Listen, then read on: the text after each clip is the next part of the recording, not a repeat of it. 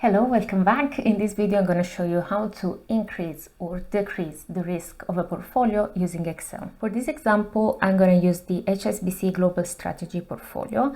I have the sector in column A, the individual funds in column B, and the weights in column C. This is a fund of funds portfolio investing across different geographies and asset classes. It's made up of 60% equities and 40% fixed income. Now imagine that you are a financial advisor and you've just signed up a new client who is very happy with the holdings of the portfolio but would like to take on a bit more risk. So let's say, for example, they don't want to have 60% in equities, they want to have 80% in equities and the balance, the 20% in fixed income. So rather than having a balanced allocation, let's say they want to be more adventurous. So now I'll show you how we can scale up all the weights that we have in column C proportionally so that all the stocks sum up to 80% and the fixed income to 20%. As you can see in column H, I have summarized the allocation for equity and fixed income, and the first thing I want to do is to go to column D where it says scaled allocation.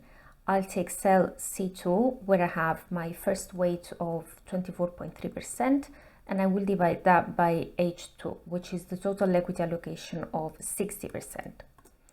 I will lock the denominator in this ratio using F4 or function F4 if you have a laptop, so that when I drag the formula down, I keep the absolute reference to that 60%.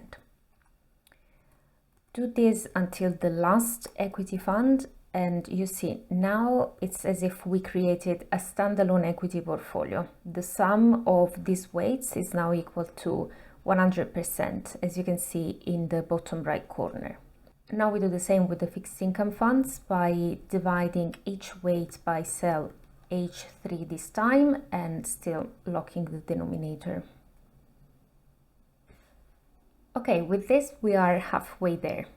Now, starting from cell G5, I'm just going to type the new portfolio I want to give to my client. As we said, let's call it adventurous. And we said 80% in equities and 20% in fixed income. Now in column E, I will calculate the target weights for each of the holdings in this new portfolio. So in cell C2, just take the product between the scaled allocation that you have in cell D2 and the target total equity allocation, which is in H6 now and is 80%. Remember to lock H6 because now we have to take the product of all the scaled weights.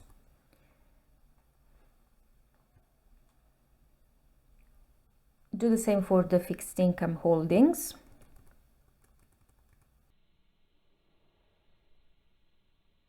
And there you have it. The adventurous portfolio is done. With this method, we can increase or decrease the risk of a portfolio, but at the same time, the asset allocation is stable in relative proportion. So it's very useful for those instances when a client wants to be moved one level up or down, or two levels up or down in terms of risk. So that was it. I hope that you learned something useful today. I thank you so much for watching this far. I have loads of other tutorials if you want to watch them, and I'll catch you in the next one.